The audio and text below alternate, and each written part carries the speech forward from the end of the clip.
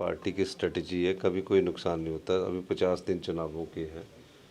चुनाव के वक्त को लेकर ही हम बात नहीं करते। हमने 15 महीने में हमारी सरकार ने जो काम किए हैं वो जनता को पता है। जनता की अदालत में हम उनको लेकर जाएंगे। हमारी सरकार बनने के बाद पहली बार पहले ही कैबिनेट में 1,36,000 सरकारी कर्मचारी और अधिकारियों को ओल्ड पेंशन स्कीम से नवाजा। 1500 रुपये की गारंटी जो लोग कहते थे कि पूरी नहीं कर पाएंगे, भ्रष्टाचार पर अंकुश लगाकर हमने 1500 रुपये की जो गारंटी है, जो बेटी 18 साल की उम्र पार कर चुकी है या जो बहन 18 साल से ऊपर की उम्र पार कर चुकी है, जब तक उसके शरीर में सांस है तब तक हमारी सरकार उसको 1500 रुपये देगी और साल का 18,000 रुपया हमारी प्यारी बहना सम्मान निधि देगी। ये योजना ये भी हमने पूरी कर दी। 680 करोड़ की युवाओं के लिए स्टार्टअप योजना थी, उसको भी हमने शुरू कर दिया। और भी कई योजनाएं हैं।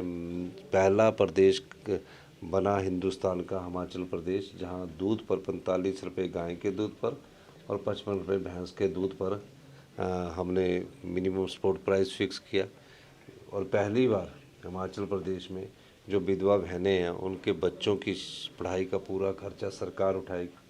तो काफ़ी योजनाएं हैं जो जनता की अदालत में हम पिछले 15 महीनों में आम आदमी के लिए, गरीब आदमी के लिए लेकर आए हैं। राजनीति में आना चाहिए। ये तो कंगना रनौत उसका जवाब दे सकती है कि देश के पहले प्रधानमंत्री कौन थे।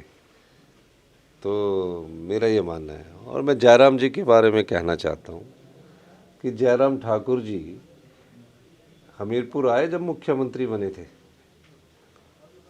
आजकल मैंने देखा कि उनके समीरपुर प्रेम कुमार धूमल जी के घर की तरफ काफ़ी जाना हो गया है। और जो कांग्रेस के बिके विधायक है वो भी उनके चरणों को स्पर्श कर रहे हैं। चलो देर आए दुरुस्त आए, पर जयराम जी को 5 साल वो मुख्यमंत्री रहे, हमीरपुर जिला की कोई याद नहीं आई। जिस जिला ने 2 बार प्रदेश को मुख्यमंत्री दिया हो और जिसको मुख्यमंत्री प्रेम कुमार धूमल जी को घोषित कर दिया हो, जिसके कारण 2017 में प्रेम कुमार धूमल जी की सरकार बनी, वो मुख्यमंत्री जब थे तब वो धूमल साहब के पास नहीं गए। और अब क्यों जा रहे हैं? क्योंकि अब उनको मतलब लगा तो उनके पास जा रहे हैं।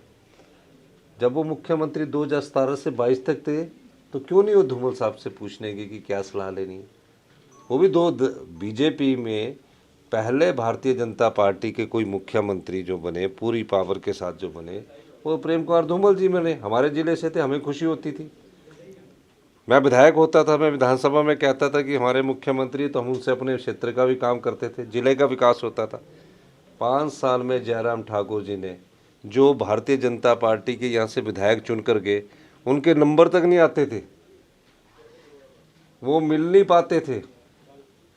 15 साल पहले जिस बस स्टैंड का फाउंडेशन स्टोन हमीरपुर ज़िले में किया गया है उसके लिए पैसा नहीं उपलब्ध करवाया गया। मैंने मुख्यमंत्री बनने के बाद उसके लिए 48 करोड़ रुपया रखा है, जिसमें से 28 करोड़ रुपया की पहली किस्त दे दी और काम युद्ध स्तर पर चल रहा है। जो बार मुख्यमंत्री जिला देता हो भारतीय जनता पार्टी का, उसमें से कोई मंत्री नहीं बनाया गया जयराम ठाकुर जी के द्वारा, भारतीय जनता पार्टी के द्वारा।